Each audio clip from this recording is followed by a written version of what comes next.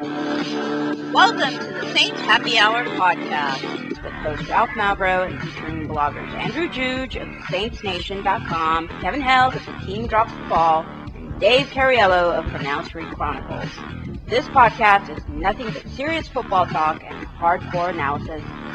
Which four of you would survive the longest in the zombie apocalypse, and in which order would you die? Well, Ralph, no offense, you're going first. No, definitely. No. The zombies would smell Dave's sugar blood and target him. They did. I don't even have a joke, Dave. Dave smells like nougat. Now here's your host, Ralph Malbrough. All right, welcome to another edition of Saints Happy Hour podcast. The Saints didn't play this week, but we got a show for you anyway. So as always, we are sponsored by JLD Hot Sauce and Knives. Guys, they have the best hot sauce, okay? Their award-winning hot sauce, Boot Jolika, comes in hot, extra hot, and Thai flavors. They also have the Reaper Madness Special Reserve made with Reaper pepper from Carolina. And for the brave, you can get the Death Shot. It has the extract of 10 Reaper chilies in each 1-ounce bottle. JLD also has the highest quality handmade knives you'll find anywhere, including ones for hunting, fishing, and cooking. Go to jldsharpsauce.com and use the code SAINTS. Get 10% off your order today. That's jldsharpsauce.com. All right, so the Saints didn't play this week, but Dave, they had a pretty good day fucking yesterday. Carolina lost. Tampa lost. They fired Mike Smith. The Bears lost to the Dolphins. My wife was super excited. It worked out pretty well. Well, yeah, we were actually hoping for, that's a little delayed. Yeah, good timing on that one. At my house, we were actually hoping for a Tampa Bay Atlanta tie, which looked like it could actually happen. If Atlanta would have lost that game yesterday on that play that Tampa tried, where they had Jameis run and do laterals, that almost worked. If they'd have lost like that, oh my God.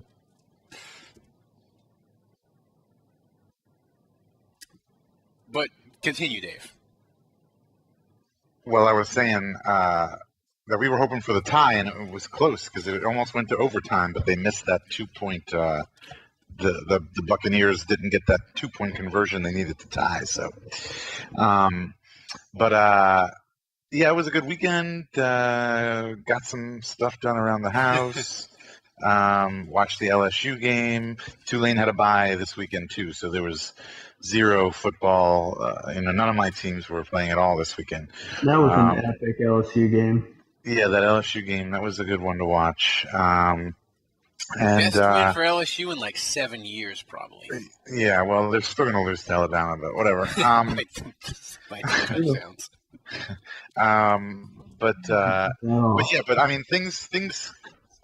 Honestly, things really couldn't have gone better for the Saints as far as the standings in the NFC South are concerned. Tampa Bay losing, unfortunately, of course, the Falcons had to win, but that does just kind of spread the wins out among all the other teams in the NFC South. So good for the Saints. You know what I didn't know is there were before this weekend's games, there were only 3 teams in the NFC with a winning record, and the Saints were one of them. Yeah, what do you got? You got the Saints. You got Chicago. No, now you do, but prior to this weekend's games, I think it was just the Saints, the Vikings, and the Rams. Were the only teams prior to this weekend, I think, that had winning records. But now you have those 3 teams, and then you've got the Bears, like you said. And Green Bay will win tonight probably and have a win. I don't know about that. I don't know. What's the score? They're losing 24-20 right now, and Bethard looks pretty damn good. Yeah, my only complaint with Bethard is that he's not throwing the ball enough to Kittle. So, Andrew, I checked the Twitters, and the Saints, from what I gathered, have not traded for Patrick Peterson, which we discussed on the Patrons Only podcast today. you pay $1, you could have listened to it. You still can. That'll happen. That trade will happen after we upload this podcast. But let's get into it, because Arizona, the coach shot it down after the game. He's like, that's ridiculous. But let's get into it. If the Saints get Patrick where do these rumors come from that he would? What's the rumor, that he wants to be traded? No, the team that is Arizona willing to trade will him? listen is the rumor. It's Oh, from okay. Jason La Canfora, so it's not really fact. It's almost just like I made it up if it comes from La Canfora. Isn't Lackenfor the same guy that said that Kenny Vaccaro and Kikaha were on the trade market? Were on the trading block last year? Yeah, he did. And neither of them got traded. Yeah. But I feel like NFL teams throw him that bone when they have no intention of trading a player. Like I feel like he's the guy if they're like, hey, we really don't want to trade this guy, but we want to motivate him into thinking he might get traded so he'll play better. And so then they leak that to Lackenfor because he's like, the lower level reporter where like he gets to break stuff where it's never going to happen, but it's just used as an incentive on the player. You can see like a coach comes in, an assistant coach comes into the office like, I can't get this guy to play worth a shit. And the head coach is like, we got to motivate him. Get Lackenfor on speakerphone. And then it's like this. It's not a lie if you believe it. And see, I want to believe that Peterson is on the trade block. But here's the thing. In a hypothetical world, Dave, let's start out with this. If you were the Saints and Arizona says, I will trade you Patrick Peterson, but I want your second round pick for this year, and I want your fourth round pick this year, or I want your fourth round pick in 2020. Would you, Dave Cariello, make the deal?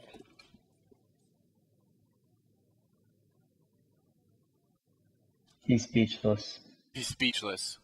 No, I'm not speechless. Say that again. You were breaking up earlier. What are they want? They're going to give Saints? up their second round pick and their fourth round pick. If you're Loomis, would you do that? So we're giving up our second round pick next year, which means we don't have any picks in the first 3 rounds next year. That is correct. Well, it would be first 4 rounds. And the 2019 fourth round. Yes. I don't know. I mean, that's steep.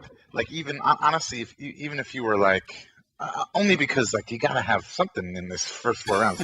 I mean, if we were talking about, do you? Well, if you were talking about giving away the second round pick next year and the fourth round pick like 2020 maybe, I'd honestly say hell yeah. Why are you clean? Like what? Like I mean, what does that? Mike Ditka gave away a whole draft class for Ricky Williams. What does the fourth round pick do for you, Dave? Like what is that? What is it like the 1 4th round pick in 2019? Like what does that get you? Like why are you clinging to that like a binky? I don't know. I mean, like you could always trade up from that spot, and trade away that pick plus something else from the following year or later in that year's draft or whatever to maybe move into like the 3rd round or something, and I get at least one person of worth in the draft. Are you afraid to totally just not give a shit about the 2019 draft? Or does that scare you to just like totally not give a fuck? I'm already yeah. It doesn't scare me to not. Are we already there? We kind of are. It doesn't scare me to not give a fuck, but it scares me that doing something like that could potentially, you could set a team back for a couple of years if you don't have a decent amount of influx of youth and that kind of stuff. I mean, obviously you've got undrafted free agency and all that kind of stuff. But but no, I would to have Patrick Peterson on this roster right now. That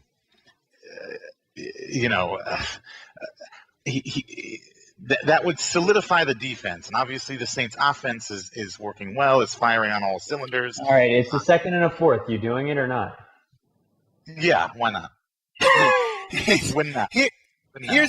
Here's the thing, and this is from Sean, who is a patron and donates $3.28, and he will get a magnet after he donates for 7 months, just like anyone else. But he had a great tweet, and I told this to Andrew on the Patrons Only podcast this morning. He said, look, I am for the Saints trading for Patrick Peterson because, one, it clears up my schedule in the spring because I don't have to give a shit about the 2019 draft. 2, it makes 2018 season more fun. And 3, you can blame any future Saints failure on the fact that they didn't have any picks in 2019. So there's really no downside to it at all. Yes, there is. Yes, there is. It's not going to be very much fun if Patrick Peterson comes to the Saints and then gets injured and then he's done for the year. Isn't that the same risk with a rookie? Yeah. You're not giving up two. You're not giving up a second round and a fourth round. You gave up 2 number 1s for Davenport. I mean, it's kind of the same. I mean, here's the thing with Davenport, though, Andrew. I mean, not Davenport, Patrick Peterson. One, I'm for it because I think if the Saints traded for him on like a Wednesday afternoon, like the special podcast we would do, people would just donate it at the wazoo. So personally and financially for the show, we would be able to do all kinds of cool things. So I would be super excited, but that's my selfishness. But on the field, like Peterson and Lattimore and that pass rush they had Monday night, holy shit. That defense can win a Super Bowl. Yeah, I still feel like, our dreams of the YOLO offseason and system corner, I'm not going to say we were robbed, but we never got the full YOLO. And we never got the full. We got to come up with a new T-shirt. We can't do system corner for Patrick Peterson because he ain't no system corner. No. He's not a system guy. But, we'll YOLO corner, I guess. We could do hashtag YOLO corner. Yeah. But, I mean, I want to see it happen because, look, how many more years do they have Drew Brees? Like, if the door is wide open for them. We've got about 10 more years of Brees, so, I mean. It's true. Having this conversation over and over again. 2021, how many more years? Yeah, if you had donated $1, though, you'd already know how I feel about Patrick Peterson and the Saints because I talked about it at length on our Patron podcast. What time did you guys record that podcast? This afternoon. No, we did it in the morning, I think, like 10:30. Yeah. Are you not at work? Are either of you guys not at work at 10 o'clock in the morning? No, I am. We are, but we record it, Dave. It's just a phone call that we have between each other. We just record it and flip it and post as is. It isn't like we add the great production value of this podcast with fancy sound effects. It's only 10 minutes long. We can't do that or we can't do this. So it's like I mean, we don't have Oscar-winning production values like we have. I think at this point, you have to find a reason to mention Anzalone just so you can play that. Dude, every week. I don't even need a reason. But Ralph, can you name a Saints linebacker with long flowing blonde hair? I can.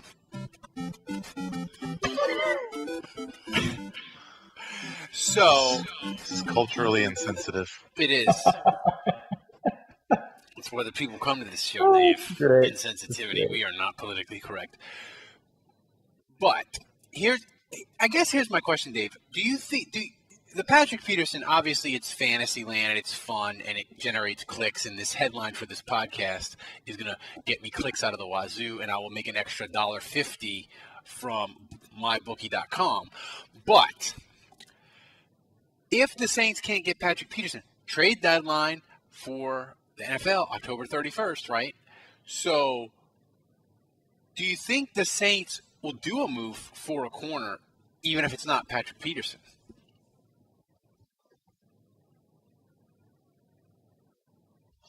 Unmute yourself. Unmute yourself. Giving up a second and a fourth for somebody? No, just anything. I mean, anything. They could swing a deal. They could trade Craig Robertson, like Barnwell said, to the Steelers for a corner that I've never heard of. I mean, anything. I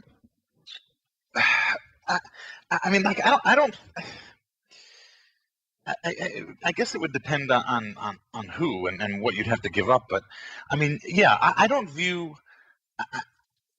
It's not. I still think that this team can win the Super Bowl, even with the current defense that they have.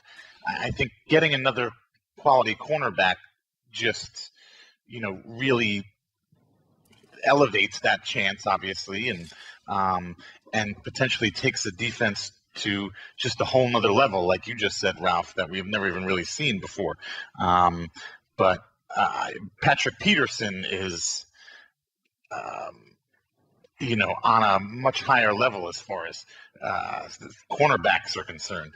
And especially, obviously, being an LSU guy and coming back to Louisiana, that makes it doubly enticing.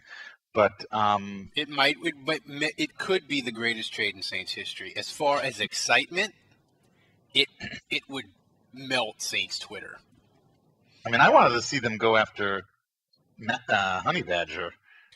I mean, Andrew, it would make the Jimmy Graham look like the Jimmy Graham trade look like swapping 7th-round picks. And the Jimmy Graham trade was bananas. Well, the Jimmy Graham trade was bananas, but it was kind of disappointing. I mean, a lot of us were sad about that. Yeah. I would say the Saints' best trade ever, in hindsight, was Vilma. I mean, we liked it at the time, but that ended up being, a game changer. So I really think getting Peterson could have a Vilma-like impact. Well, I mean, at least for a couple of years. They have look. John Gruden is Ditka with the Saints 2.0. He's horrible. He traded Mack. He's blowing that roster up. They're offering Amari Cooper, which the Saints don't need a receiver, obviously. But they drafted Garrett Conley last year in the first, and he was benched. He might have even been inactive against Seattle. He was a highly rated corner. I mean, I know him and Sean Payton are buds, so maybe that factors into Sean Payton and not liking him. But, I mean, if you could get him, Andrew, for like a 5th, 6th, or 7th or something, if the Raiders are really fire sailing him, is he a guy you say, let's bring him in and take a look? No doubt. No doubt. What is he like, Stanley Jean-Baptiste, Pat? I don't know, because I don't watch the Raiders. Yeah, I don't either. So, Dave, Saints had a bye week, and they're right on the line because the Saints statistics say that if Drew Brees has a defense with him that is 24th or better in yards given up, he's made the playoffs every year. Right now, the Saints sit at 23. So I think that's first of all, you're talking about rankings, so you're talking about average yards a game. Yeah. Is that correct? Okay. Yeah. I think that's misleading because if you took out the first 2 games of the season, I mean, obviously this is a different defense we've seen over the last 3-4 weeks than those first 2 weeks. And if you took out those first two weeks of the season, if you take out either Atlanta or Tampa, they're like 16th. You take out whatever game you want, Atlanta or Tampa, and it slots them right at 16 for points. But if you took out, the Tampa and Cleveland, the first two games. No, if you took out Tampa and Cleveland, those are the 2 games in my mind that was the preseason Saints. That's what I'll call it. I'm serious. That was the preseason Saints, and it wasn't even though they were lucky to get the win against Cleveland. But they played well defensively against Cleveland. Yeah, but that was still. It should not have been. I mean, I know Cleveland is obviously better, looking like they're going to be better than people thought, but that's because Baker Mayfield came in. We weren't even playing yesterday. They didn't. They looked like horse shit yesterday. As a person who lost money on them, I was dumb. That was dumb of me to bet on Cleveland. I deserve what I got, but still. So I think anyway. So we only have 5 games as a sample size, and that's still too. That's as far as average is concerned. That's too small of a sample size because any one game take away or remove is going to greatly affect that average. So I think that all that to say is I think that they're better than a 23rd rank, and I don't think that ranking is accurate. Well, I forgot. The 24 ring. It may be DVOA, which is advanced. It may not just be yards. But Andrew, I guess my point is, right now, as they're constituted, they're like right on the line of good enough to get in Drew Brees in the playoffs. I guess as we come off the bye, what's your sort of realistic expectation of what they're capable of being for 2018? Well, I think it's realistic that the Saints can win the Super Bowl. I mean, seriously. The defense in general, like, how good can it be? Yeah, that's the question. I mean, how good can it be? I just think anytime they face off against the Vikings, where you're facing Diggs and Thielen, PJ Williams and Crawley are going to be a liability.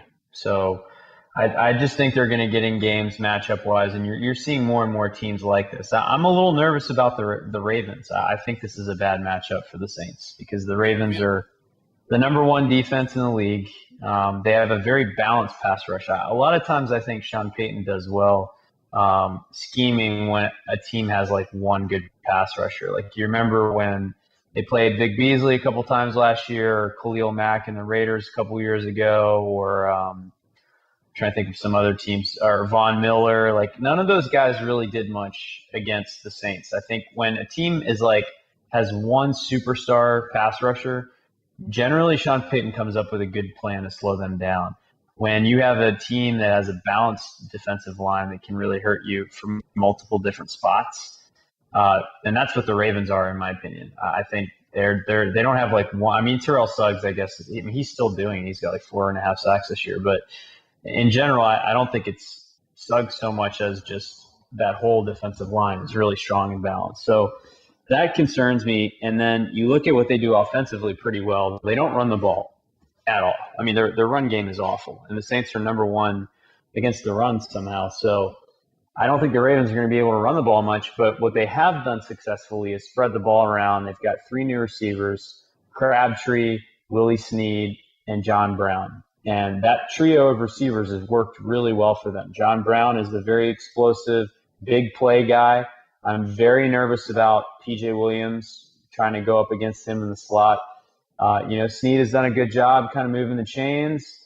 And Crabtree, I'm sure that'll be Lattimore's responsibility. So I think Snead is probably going to get matched up against PJ and Crawley a good bit, and this is going to be a revenge game for him.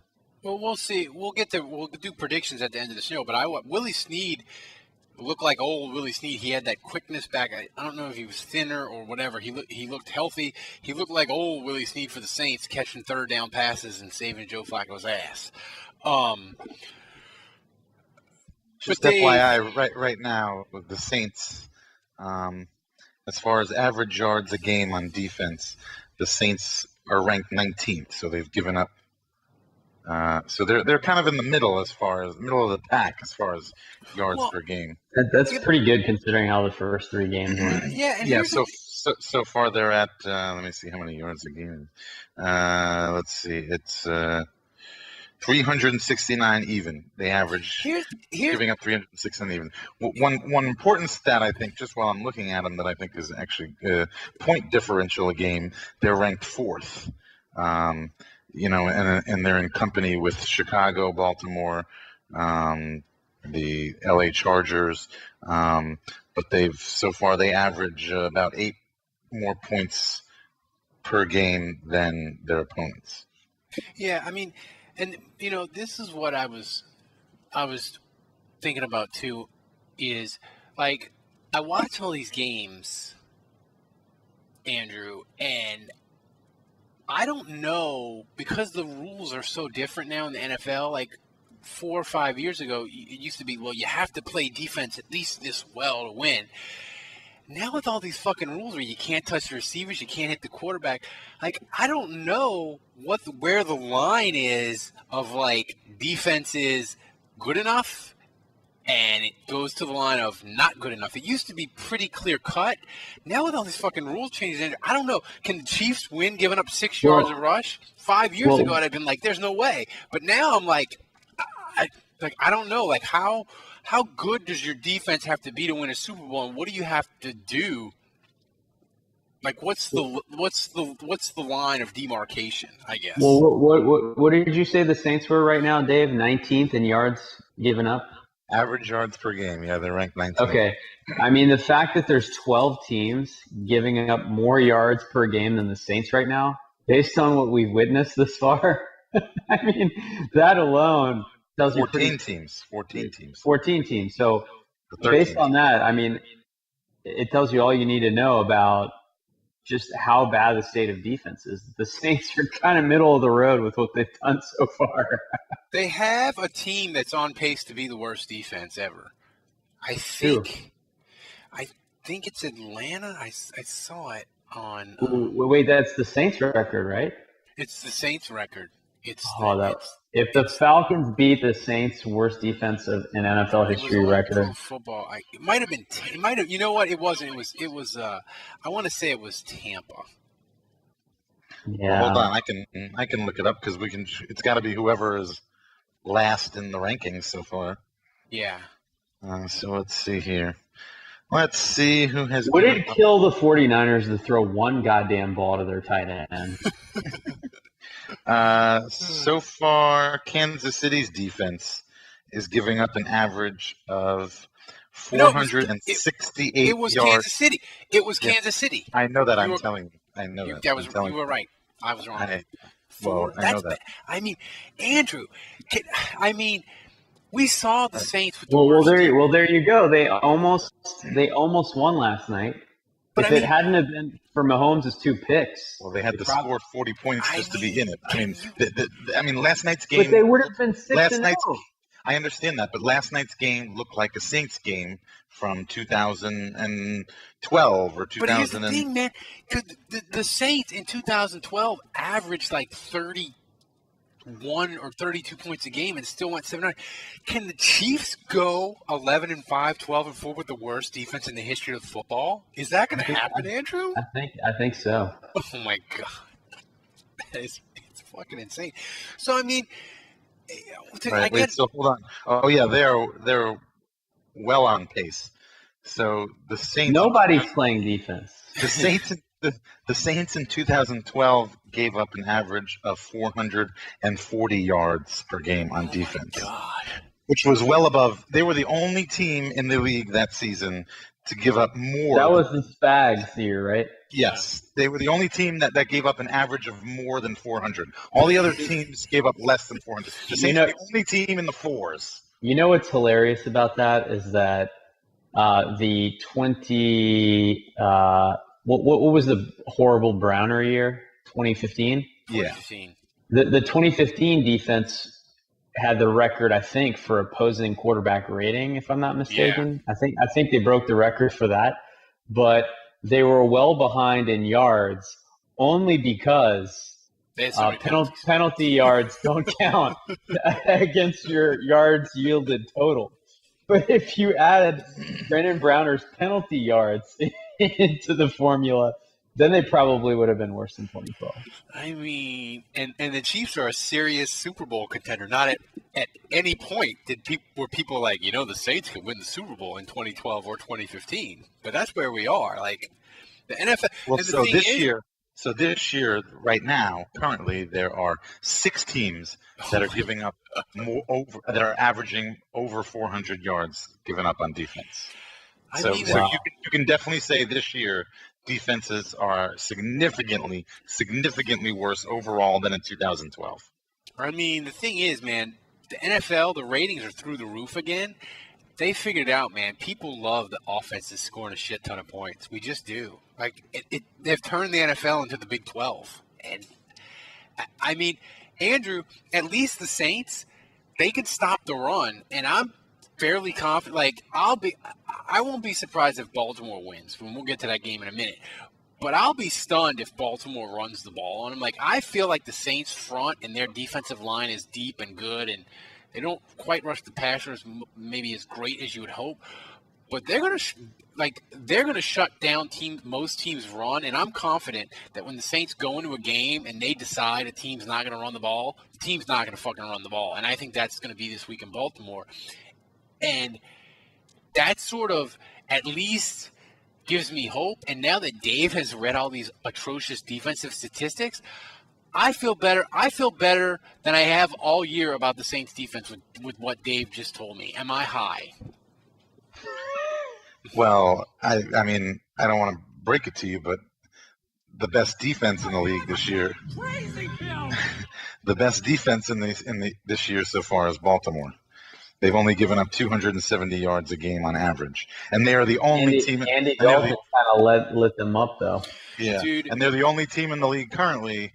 Now they're the only team this year currently that has given up less than 300 yards. No, the Ravens are scary. I mean, first of all, you can't. I mean, they've played the Browns, who are a calamity on offense. And they played Nathan Peterman to start the year. You know, Nathan Peterman in the Bills. Yeah, Nathan Peterman is the worst fucking quarterback I have ever seen, and I watched every fucking start of all the Billy Joes and Werfel. He's worse than what fucking about Babe Werfel. Laufenberg? What about Babe Laufenberg? I mean, I didn't watch every start that he had, but I'm telling you, Werfel is 4 times the quarterback Peterman was in the NFL. Like, Peterman is fucking terrible. He's bad, real bad. Especially in this modern day NFL. Like, even C.J. Beathard is making plays and throwing Brock touchdowns. Osweiler threw for nearly 400 yards yesterday.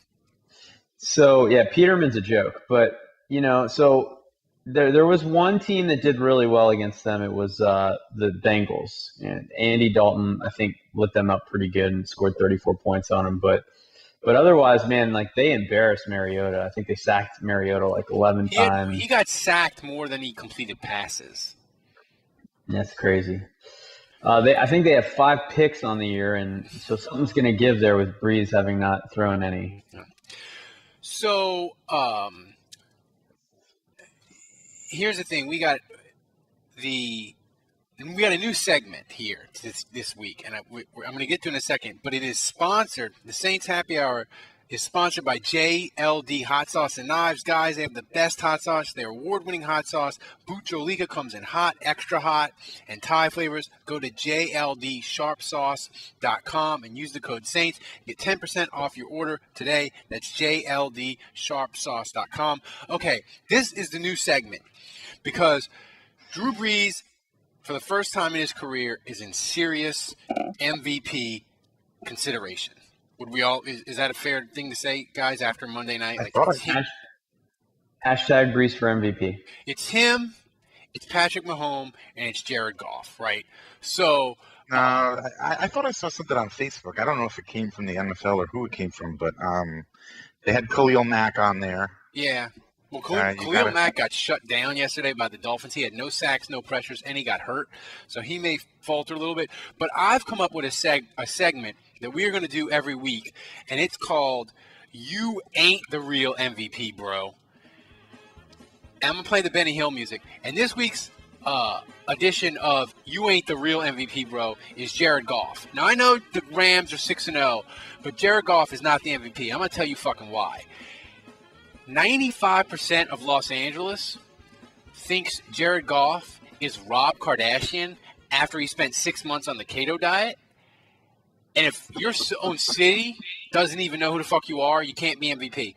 But Andrew, most importantly, Jared Goff cannot be MVP because he lost a home playoff game to the Atlanta Falcons. And I feel like that should make you ineligible to be MVP for 5 years. So he should not be able to be MVP until 2023 because he lost at home to the fucking Falcons in a playoff game. So, Jared Goff, my man, you ain't the real MVP. Well done. That's this month's. Wouldn't do it every week. Wouldn't just pick people. Maybe they play well, maybe they don't. We're just gonna make fun of them, and we're gonna rant against them. Hey, I saw Mahomes throw a couple picks last night. He did, and Mahomes sounds like Kermit the Frog after he smoked a pack of cigarettes, which is really weird. Could you have him be the MVP and the acceptance speech and that voice? I mean, come on. No. So here we got some interesting questions tonight from people. So we'll get to James asked a question about the Ravens game. We'll get to that in a second. After we beat the Ravens, Andrew, who's left on the teams Drew the Goat Brees hasn't beaten? I think that's it, right? That's it. The Ravens are the only team that Sean Payton and Drew Brees haven't beaten together. That's it. Sean Payton, I guess, Sean Payton hadn't beaten the Saints, but he couldn't because he's only coached the Saints. Right. This is a great question, Eric.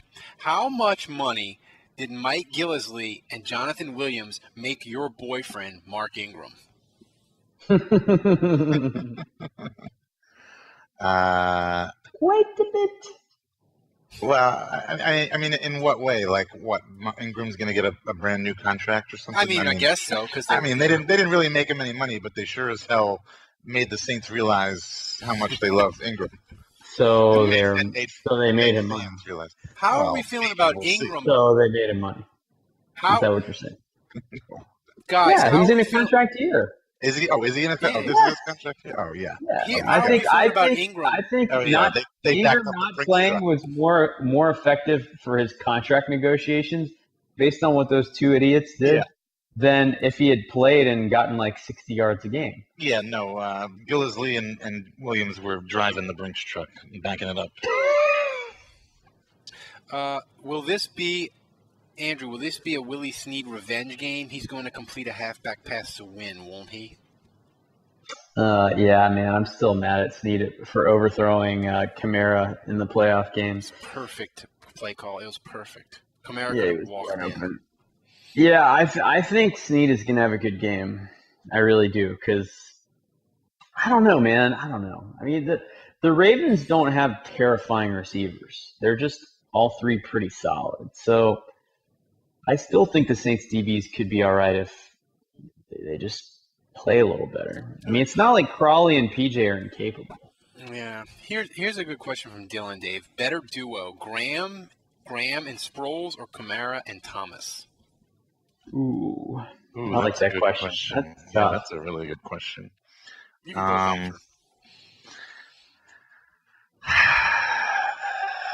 now, I think I still got to go with Graham and Sproles. If we're talking about 2011, I don't know.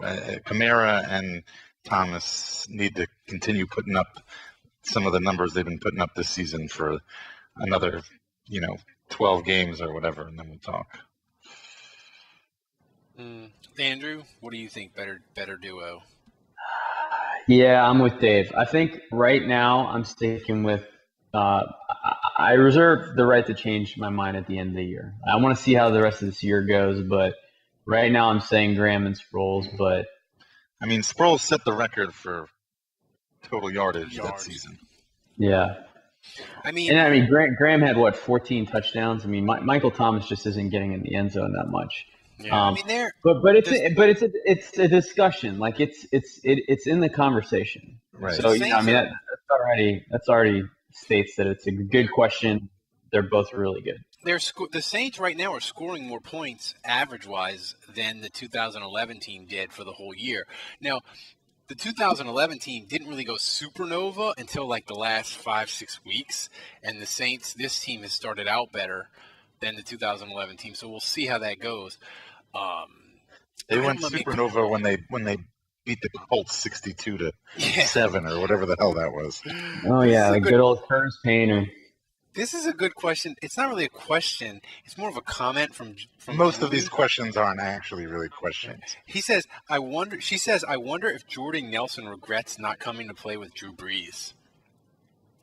I mean, he signed with the Raiders, and the Saints were pushing hard for him, weren't they, Andrew? They were, yeah. I mean, I think Cam Meredith was kind of their next go-to guy after they failed to get Nelson. So Jordy's been he's been pretty good for Oakland too. He has been, yeah. If the Saints had him, they wouldn't have Meredith. But yeah, I mean, I like Cam Meredith, but I have to admit, I probably prefer Nelson between the two. Here's a good question for you, Dave, and then we'll get to the Ravens game. This is from Dawn of the Dead, Don Ticana. He was on Drunk History, 2008. Isn't it Takano? Ticano. I just say it because it riles him up. This is a good question for you, Dave. Will 2018 Sheldon Rankins be better than 2016 Nick Fairley? Ooh, that's a good question. I don't know about that. I mean, I don't even think he's on pace right now to be that good. I would love it. The listeners are giving us the heartbreaking curveball questions tonight. They are. I mean, I would love for that to be the case. And I'll use this moment now to just remind everybody that the Saints should not have paid Nick Fairley in the offseason. So far, no, I don't think he's going to have that good. Dave, I don't think you've ever nailed I don't think you were ever more adamant about something that turned out to be completely true in your life. I don't think he had the same conviction about the woman he married that he had about Nick Fairley not being a good sign for the Saints. I mean, it was almost like you were with Doc Brown in his time machine, and you fast forward into the future and saw his Nick Fairley's heart charts in the ER. Well, you couldn't tell anybody. You had to scream at the moon. I didn't think he was. I didn't think he was a bad sign because of his heart issues. I didn't know about the heart issues. I just thought he was going to get lazy in the next season after he got paid. Right is right, though. Yeah, right that's right, true. Baby. Here, all right. So now we got to get to the game, but before we get to the Saints Baltimore game, when you gamble, use mybookie.com. They have dollar for dollar cash bonus. You bet, you win. They pay. MyBookie.com. You get an extra $25 if you sign up after 7 o'clock at night because their servers are overloaded. Use the code HAPPY25. You get that. Go to MyBookie.com. They're fantastic. All right. My bet of the week is Dave isn't going to like this, but I think give it to him. I think 7 points is way too much for Tulane. So I'm taking SMU and the 7 points. I was really surprised that SMU must be really bad.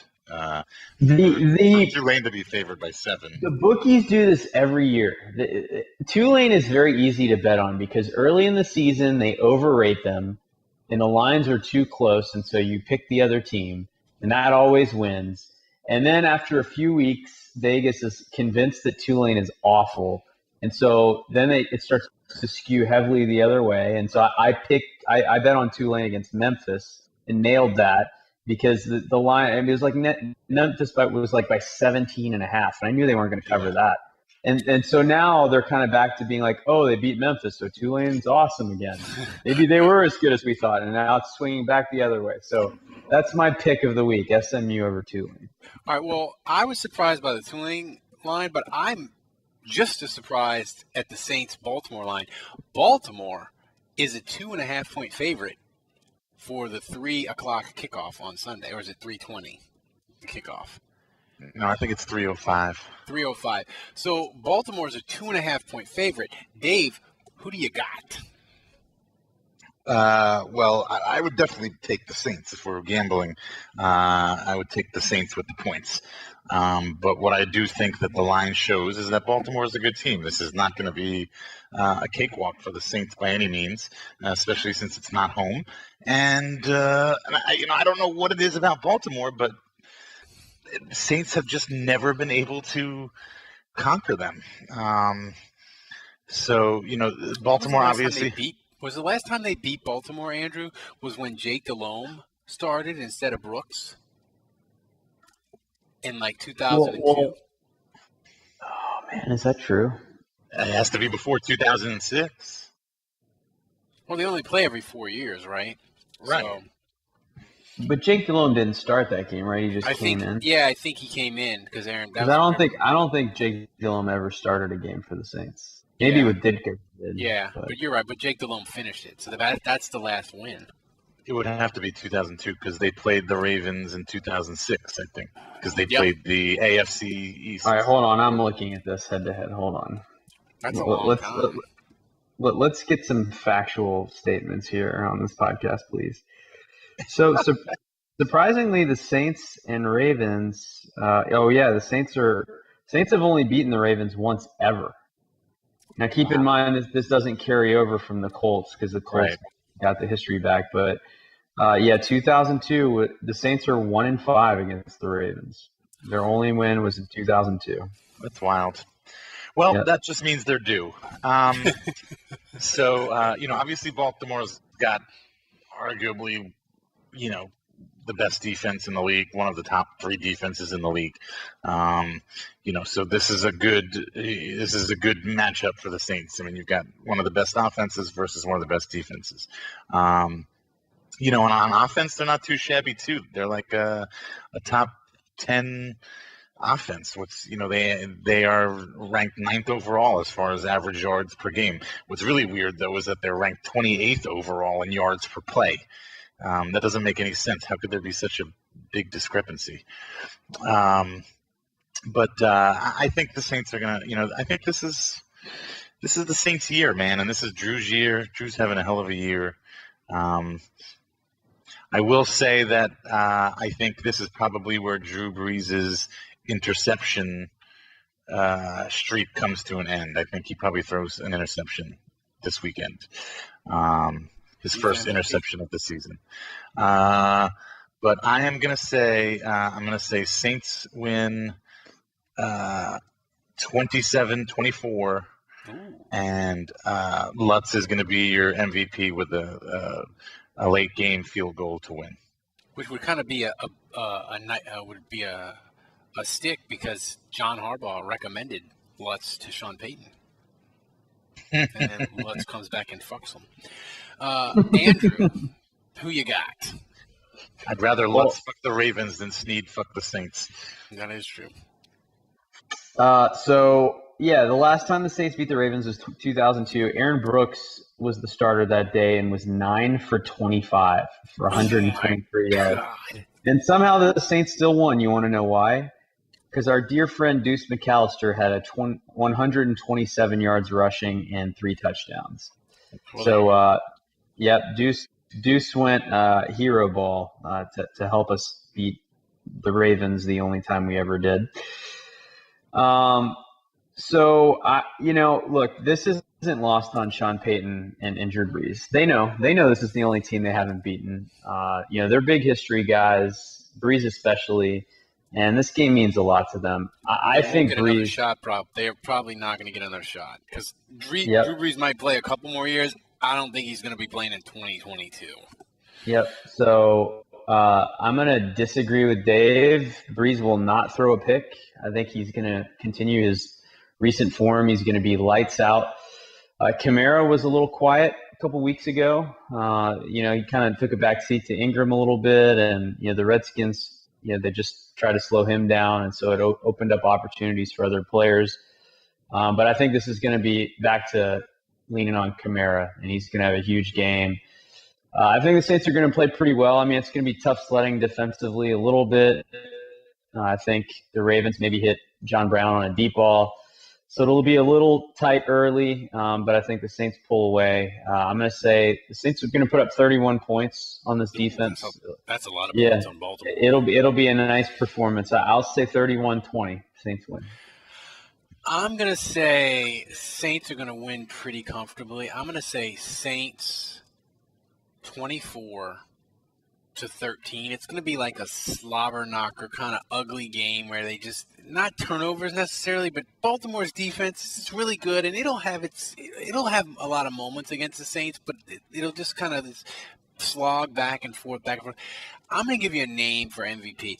I think it's time for the random Ben Watson 6-catch, 75-yard, 2-touchdown game. It's time for he has 2 of those a year, and it's about that time for that game. So I'm going to say Ben Watson is your MVP. Saints 24-13, and they'll be 5-1, and Carolina plays Atlanta So there's a good. I mean, Carolina plays Philadelphia, so there's a good chance that the Saints, if they can win and get to 5-1, they'll be 2 games clear of everyone in the fucking South after Sunday. So it could be a big moment, because I know you think it's early, but if you're 2 games up with 10 games to go, you're in a really great shape. So I think the Saints are going to win. Ben Watson's going to be your MVP, and that's how it's going to go. By the way, one of the few quarterback records that Drew Brees doesn't have is fewest interceptions in a season. How many is that? It's all going to change. 2 by Tom Brady in 2016. Jesus, how the fuck did he 2? Jesus. 2. So that's crazy. So remember to become a patron and you get extra episodes. Do it now. So for Dave, for Andrew, until next week, the bar is closed.